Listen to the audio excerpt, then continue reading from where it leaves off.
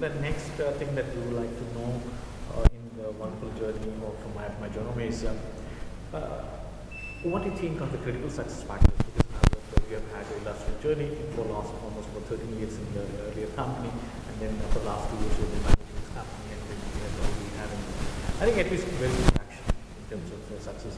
But after having run these two companies for about 40, 50 years now, what do you think, 2, 3 important critical success that you think will take this company, or will put this company, your dream, into the next orbit, in maybe next 3, 4 years kind of thing?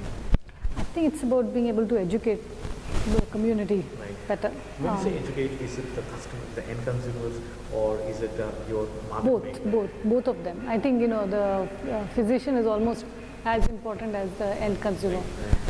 For the end consumer, I think the benefits should be clearly articulated, and similarly, I think for a physician, I think it's important that we also tell them how it helps them in their current occupation at this point. So, what's the really biggest challenge when you're talking about education? Because that's a very interesting thing. I mean, we'll come back to other two critical success. So, when you look at education as a critical success factor, what has been the biggest challenge? Is it that people are glued to the past, or is it the bigger people coming there with suspicion? What has been the biggest? No, I think at least from the interactions that I've had with a lot of doctors, they've been very positive. Right. But at the same time, I think it is about being able to do enough of creating the right kind of people to go and talk to the doctors. And I think for us, that's one is the foot soldiers, creating the right kind of people that can spread the message. And the second is to be able to also be able to find how specifically it helps them and give them that message to be able to aid them in their current thing, because doctors are busy people and it's important to be able to get their mind space. It's almost like changing the line of thinking. Exactly. Because they've been glued to the past, and they're so far, and they've been operating in their comfort zones, and suddenly we have to tell them that there's a new way of operating and you can make a difference in it. So that's one, very good. So what are the other two critical success factors other than educating? I think it's accessibility, right? So today it is like we are telling a lot of people, but I still find, and even people in Hyderabad, who every time they meet me and they say, wow, you're doing something as great as this, right? I mean, and I think that message has not gone through. I mean, even the basic message hasn't gone through, right? So when I'm talking about educating the doctor, it is one piece. But when I'm talking about just telling consumers that we are out there, so I think it has to be something that has to be more ingrained in media, in books, and in other things that make it exciting. And I think creating a celebrity who will do something like that, I think that helps. So I think fine, fair enough. I'm sure that today, I think they will come when you will. I think we'll have the. I think all the deserved attention and all that. So what's the third one? If I may ask. The third one is creating a critical mass, right? So I think once we reach a critical mass, if you can get the government or somebody to be able to say this is really helping us, right? It's actually saving us on healthcare costs. Make it something necessary. It changes it completely, right? And I think to create that credibility. I think sometime back we were asking about. I think what you're saying is that what we're saying is definitely in terms of. You look at 10,000 is what you said in terms of critical mass, but then the issue is that. I mean, is that all, or is it anything else when you're talking about critical mass? Is the number, or is it, of course? It's the number and the price point, right? And something that we have to see the return on investment from a government stakeholders point of view, right? And I think once they see that, I think people will be able to see. So I mean, I think something like this creates the right kind of dynamics for, both. It is we know there is a return on investment for an individual. It's a question of showing it. Right? You know that it does create a return on investment for a hospital. How it does, I think that needs to be clearly articulated to them. And similarly, I think if the government starts to feel that this is giving them, they're spending less money on creating a healthier population that is more productive, I think they will. So I think it's creating that message. As I understand, correct me if I'm wrong, is that I think that of the three critical success factors that we stated, the first one being the education, second being accessibility, and third one being the critical mass. So is it good to say that if the first two are taken care, third one is automatically called given? Kind of. Right? Yeah. Because if I achieve education, if I achieve the critical mass, I think, I'm sorry, the accessibility part, I think the critical mass is automatically taken care of. Is it good to say that? It is, but I think, it needs, so I mean, it still needs an intervention, Yeah, right? I think conscious efforts. you, for instance, I think vaccines, Right. I think there's enough education about it, there's enough, I think people know about it. Sensible. But you still need to be able to go out there to make sure that this is something that does, right? So there is a need to be able to sensitize the population, but also from the government's point of view, I think people, they are doing it because they know there is a return. Right? When you immunize your population, you are getting a return.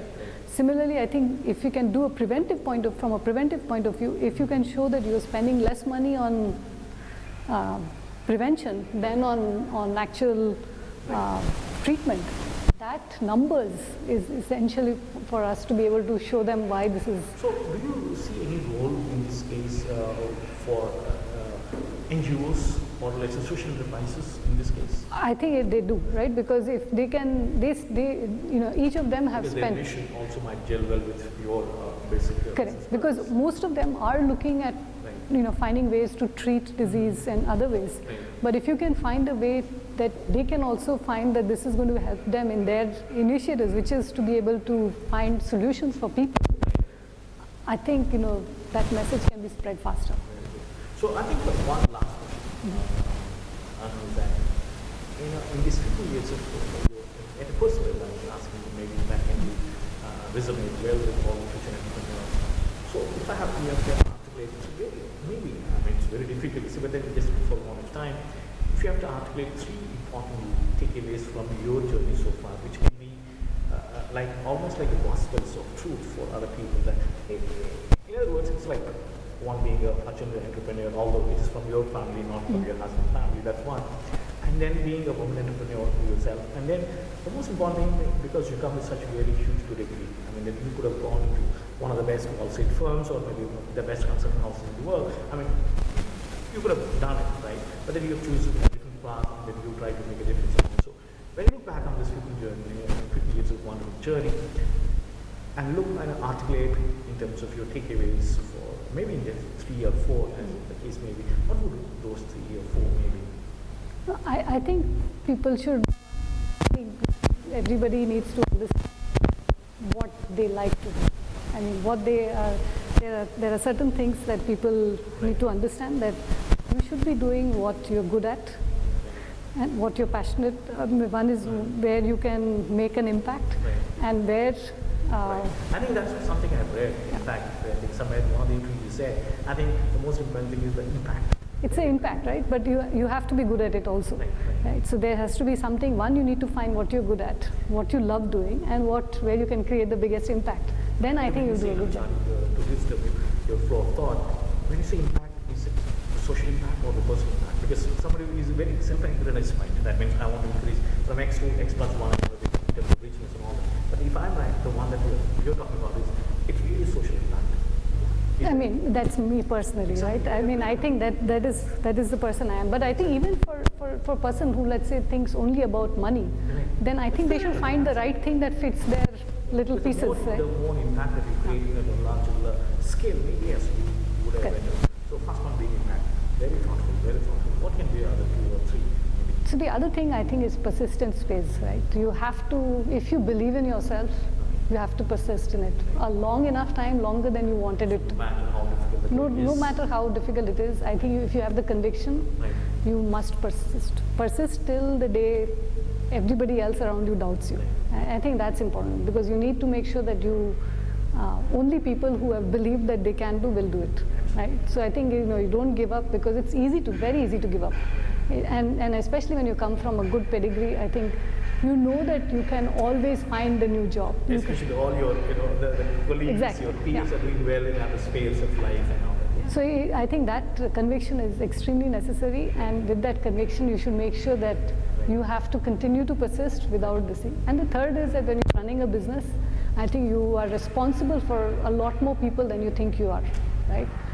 It's not just, so now it's not just about myself, right? I'm not just thinking about me and my family. It impacts a lot of other people. It impacts everybody that I employ, it impacts everybody that that's a customer to my. So you have to think about a broader range of